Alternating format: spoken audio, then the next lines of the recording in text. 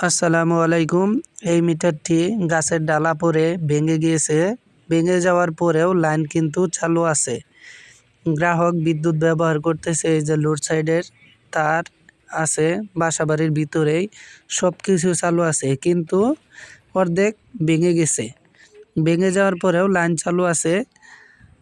এখন লাইন চালু থাকার পরেও কিন্তু মিটারে কোনো বিল উঠতেছে না, কারণ বিল কাউন্ট করার যে তার আছে সেগুলা একদম ছিঁড়ে গেছে। তারপরেও কিন্তু বিদ্যুৎ চলতেছে। এমন ঝুঁকিপূর্ণ অবস্থায় কখনোই বিদ্যুৎ চালানো যাবে না। যেহেতু এটা টিনের ঘর, সেহেতু এখানে অ্যাক্সিডেন্ট ঘটার সম্ভাবনা বেশি।